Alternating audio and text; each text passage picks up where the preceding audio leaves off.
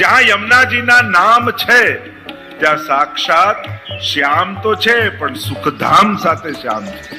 અને પ્રભુનું સુખધામ શું છે કે પ્રભુનું નિત્ય લીલા પરિકર, એ જ પ્રભુનું સુખધામ છે.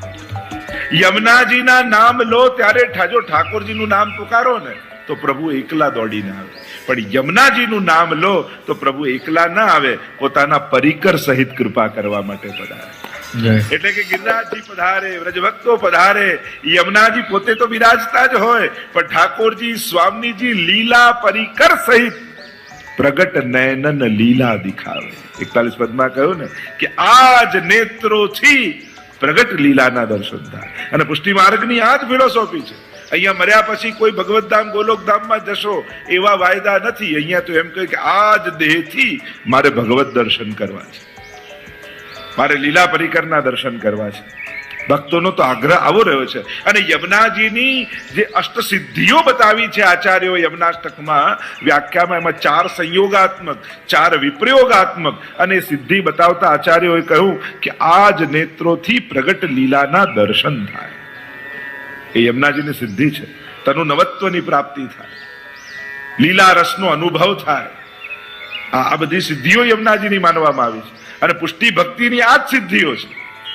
પુષ્ટિ ભક્તિ માર્ગમાં તમને કોઈ એવું સામર્થ્ય નથી આપવામાં આવતું કે જેથી તમે કોઈ ને કોઈ પ્રકારથી સંસાર આસક્ત થાવ. એવું ભગવાન તમને કોઈ આપવામાં રસ ધરાવતા નથી. કદાચ વસ્તુ પદાર્થ પણ આપે તો શું કે પુષ્ટિ માર્ગમાં તમને ક્યારે ધન, સુખ, ઘર, વૈભવ નહીં મળે? ના, મળશે. ફરક શું છે કે ફરક એ છે બીજા કોઈ આપશે ઘર તો એ ઘરની જંજાળમાં ફસાઈ જશો, પણ મહાપ્રભુજી આશીર્વાદ આપીને ઘર આપશે ને તો એવું આપશે કે જેમાં ઠાકોરજી પધરાવીને સેવા કરવા લાગશો. બસ આટલો ફરક છે. બીજાની કૃપાથી કદાચ સંસાર મળ્યો તો એ સંસારમાં બાંધનારું હશે. મહાપ્રભુજીની કૃપાથી સંબંધીઓ મળશે ને એ તો એ સેવામાં સહાયક મળશે. બસ ફરક એ છે અહીંયા આપવામાં આવતો સંસાર પણ પ્રભુને સાધનારો મળશે, જેનાથી તમારી ભક્તિ સિદ્ધ થશે. એવા સાધનો તમને આચાર્યો આપશે. તો શ્યામ સુખધામ જહાં નામ ઇનકે, જ્યાં યમુનાજીનું નામ છે ત્યાં સાક્ષાત ઠાકોરજી લીલા પરિકર સહિત ભક્તને ત્યાં પધારે છે. અહીંયા તમને વૈકુંઠ નથી લઈ જવાતા, અહીંયા તમને વ્રજમાં નથી લઈ જવાતા. અહીંયા તમે જ્યાં છો ત્યાં વ્રજ ઊભું કરાય છે. એટલે તમારા ઘરે ઠાકોરજી પધરાવવામાં આવે, તમારા વૈષ્ણવ વ્રજભક્તો છે એટલે તમારે ત્યાં ગોપી, ગ્વાલ આ બધા ઠાકોરજીની સેવામાં વ્રજભક્તો, તમારા ઘરે વ્રજભક્તો બિરાજે જ છે. તમારું ઘર જુઓ, તમારા ઘરે જો સેવા હોય તો યમુનાજી છે કે નહીં? ઝારીજી ભરો છો કે નહીં? તમારે ત્યાં યશોદાજી છે કે નહીં? તમારે ત્યાં સિંહાસન છે ને બિરાજવાનું ઠાકોરજી, એ યશોદાજીની ગોદ તો છે. તમારે ત્યાં સજાવટના જુદા જુદા ખીલોના છે કે નહીં? છે. તમારે ત્યાં ગાય છે કે નહીં? એ ગિરિરાજજીનું જ સ્વરૂપ છે. એમ જોવા જાઓ તો આખું લીલા પરિકર સહિત તમારા ઘરે ઠાકોરજી બિરાજે છે, કારણ તમે યમુનાષ્ટકના ખૂબ પાઠ કર્યા છે. અને યમુનાજીની કૃપાથી ખાલી શ્યામ નથી પધાર્યા, શ્યામ સુખધામ જહાં નામ ઇનકે. એટલે જ કોઈ બીજા પાઠ કરતું હોય ન કરતું હોય કદાચ વૈષ્ણવ, પણ યમુનાષ્ટક તો જરૂર કરતા. અને યમુનાજીમાં વિશેષ પ્રીતિ વૈષ્ણવને હોય છે.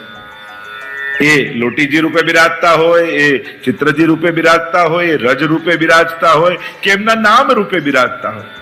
જો પ્રભુ એમના નામ રૂપે પણ બિરાજે છે એટલે નામને પણ સાધારણ નહીં કરવું. શ્યામ સુખધામ જહાં નામ ઇનકે.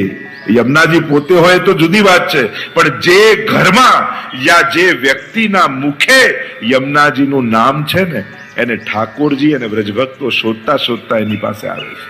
એ નિશ્ચિત વાત છે. આ ભગવદીઓ અને આચાર્યોની વાણી ક્યારે પણ મિથ્યા નથી હોતી અને એમાં ક્યારે પણ અતિશયોક્તિ નથી હોતી.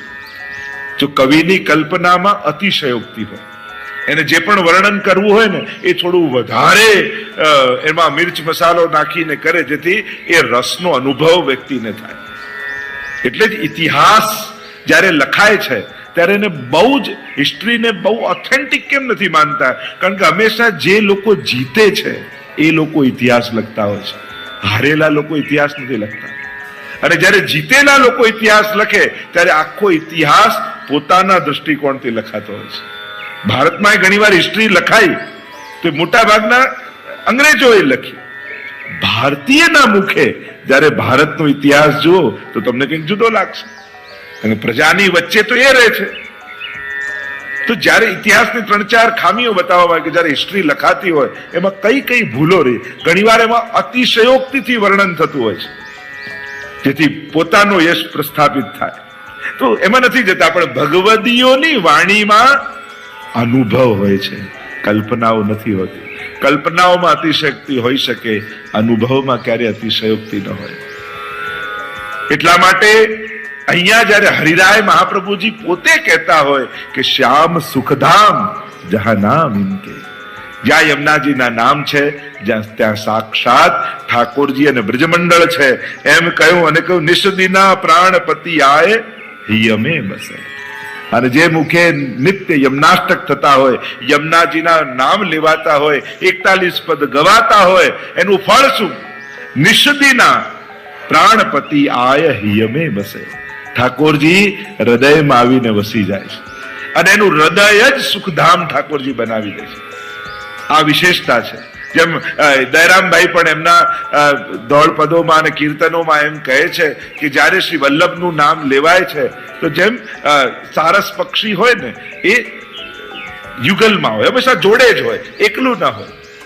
અને જેમ માદા જ્યાં હોય ત્યાં નર ગોતું ગોતું આવી જાય, એમ જ્યાં યમુનાજી અને મહાપ્રભુજીના નામ લેવાય છે ત્યાં ઠાકોરજી શોધતા શોધતા પહોંચી જ જતા હોય છે. એટલે યમુનાજીનું નામ એટલું મહાત્મ્ય રાખે છે કે પ્રભુને વશ કરનારું છે. આખા દુનિયાને વશ કરનારા ઠાકોરજી, પણ ઠાકોરજીને વશ કરનારા પ્રેમ કે ફંદતે ગહીજુ રાખે તુમ જા પઠાવત તહાં બધાવત. યમુનાજીએ પ્રેમના ફંદથી બાંધીને રાખે છે. 2 માં છે પુષ્ટિ માર્ગમાં, એક ભક્તોની માં અને બીજી ભગવાનની માં. ભક્તોની માં શ્રી યમુનાજી, પ્રભુની માં યશોદાજી. બંનેમાં ફરક શું છે? ભગવાનની માએ ભગવાનને બાંધવાનો બહુ પ્રયાસ કર્યો, પણ 2 આંગળ નાનું જ પડ્યું, દોરડું બંધાયા નહીં. પ્રભુ સ્વેચ્છાએ બંધાયા જુદી વાત છે, પણ યશોદાજી બાંધી નથી શક્યા. પણ અમારી ભક્તોની માએ તો ઠાકોરજીને બાંધી રાખ્યા છે.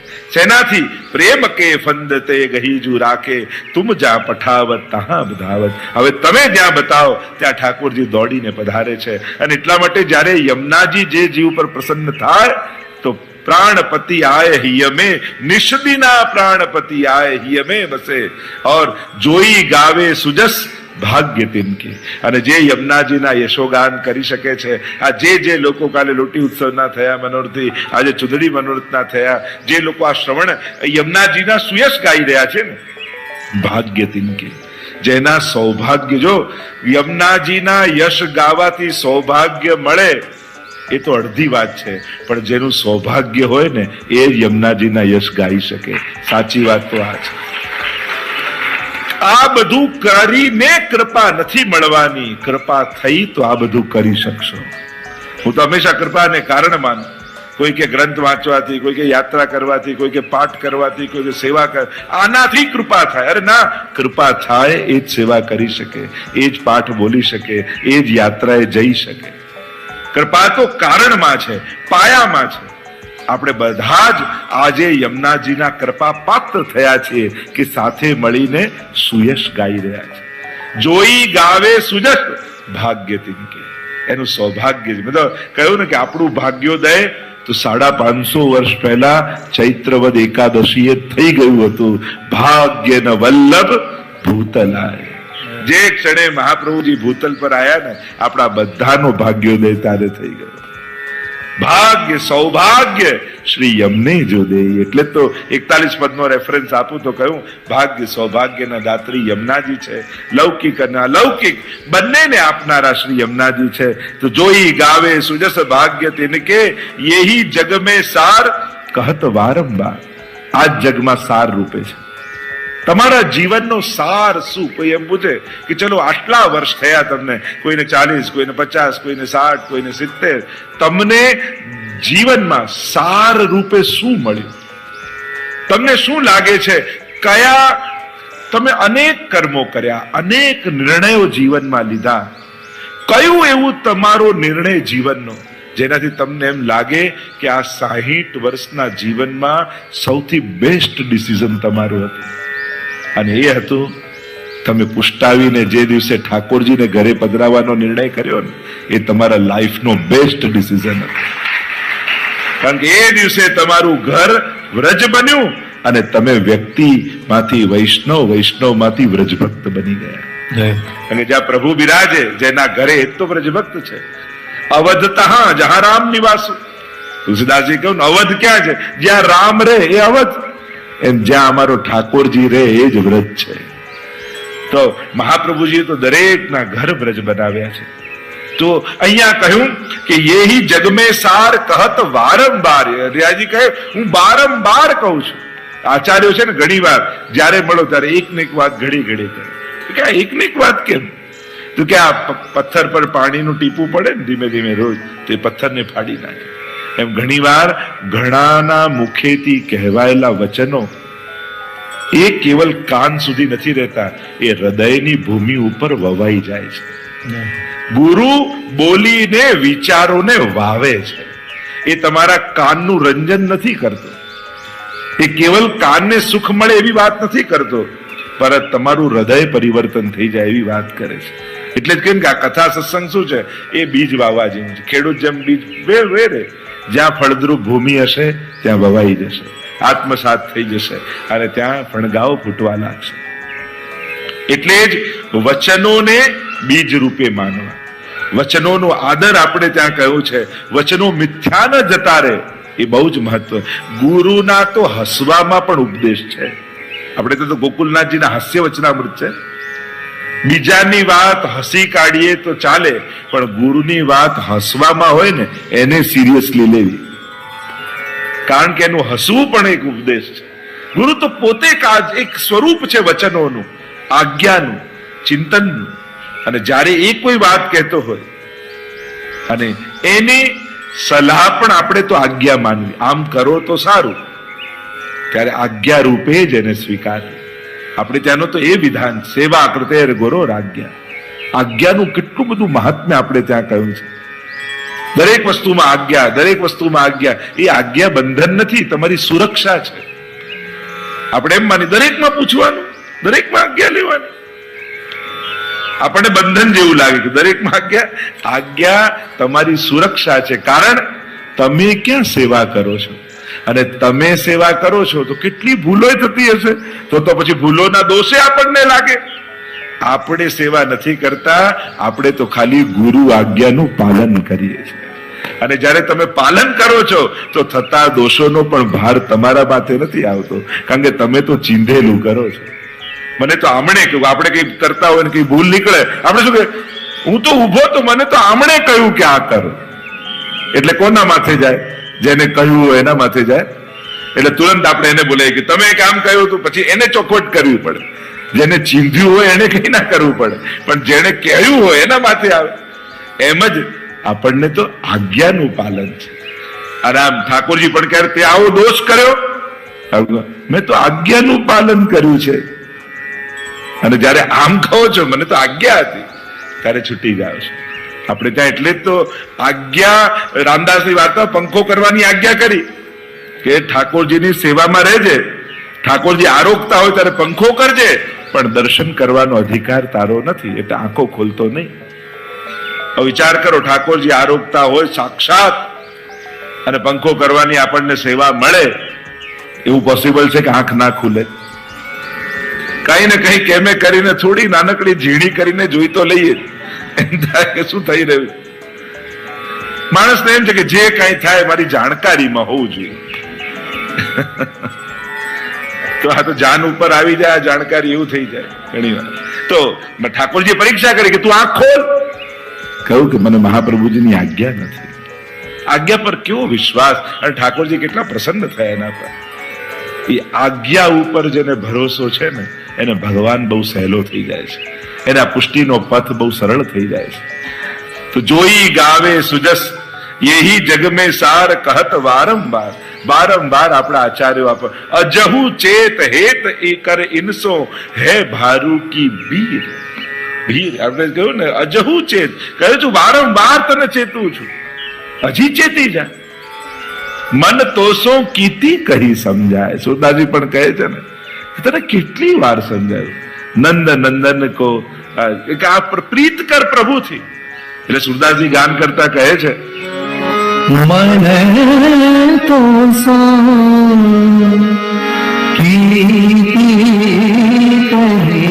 એક વાર, બે વાર, ત્રણ વાર, કેટલી વાર. નંદ નંદન ચરણ કમલ ભજ, નંદ નંદન કે ચરણ કમલ ભજ, તજ પાખંડ ચતુરાઈ,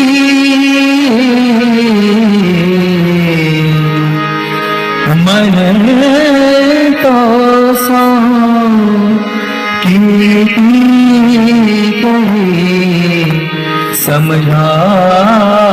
પાખંડ ચતુરાઈ ક્યાં સુધી? ચલ જીવનમાં તારે મેળવવું હતું, સ્થાન મળ્યું, ધન મળ્યું, સામર્થ્ય મળ્યું, બધું તને થાય કે આના વગર બધું નહીં થાય, ચલો એ કરી લીધું. હજી હવે તો તને જરૂરી નથી આ બધા ખેલ કરવાની. હવે તારી કોઈ એવી આવશ્યકતા નથી રહી. હવે તને કોઈની ગરજ નથી. ક્યાં સુધી? જન્મત જન્મત મરત બહુત જુગ બીતે, જન્મત મરત બહુત જુગ બીતે, અજહુ લાજ કેટલા જન્મો એમને તે તો ગુમાવ્યા. જન્મ્યો મર્યો, જન્મ્યો મર્યો. કોઈ એક જ સ્ટાન્ડર્ડમાં ફેલ થાય, એક સ્ટાન્ડર્ડમાં કે 10th માં ફેલ થઈ ગયો, એ જ સ્ટાન્ડર્ડમાં ફરી એ વર્ષે જતા એની કેવી શરમ આવે. અરે બધા છોકરાઓ તો આગળ જતા રહ્યા હશે ને હું ત્યાં જ. સુરદાસ કે તને શરમ નથી આવતી? અહીંયા જ મરી મરી એક સ્ટાન્ડર્ડમાં ફરી જન્મ લે, ફરી જન્મ લે, ફરી. હવે તો શર્મા, હવે તો આગળ વધી જા. જન્મત મરત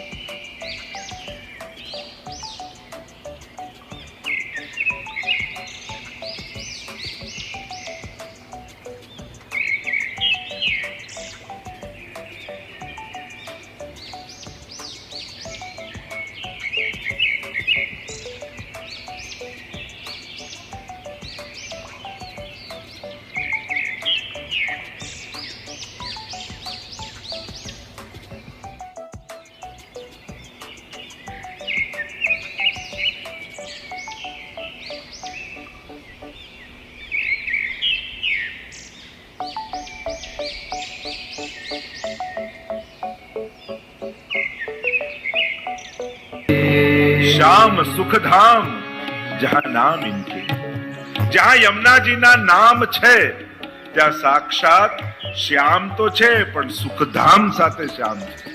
અને પ્રભુનું સુખધામ શું છે કે પ્રભુનું નિત્ય લીલા પરિકર, એ જ પ્રભુનું સુખધામ છે.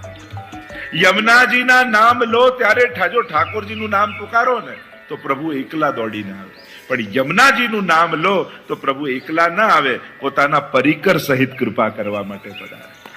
એટલે કે ગિરિરાજજી પધારે, વ્રજભક્તો પધારે, યમુનાજી પોતે તો બિરાજતા જ હોય, પણ ઠાકોરજી સ્વામીજી લીલા પરિકર સહિત પ્રગટ નયનન લીલા દિખાવે. 41 પદમાં કહ્યું ને કે આજ નેત્રોથી પ્રગટ લીલાના દર્શન થાય. અને પુષ્ટિ માર્ગની આ જ ફિલોસોફી છે.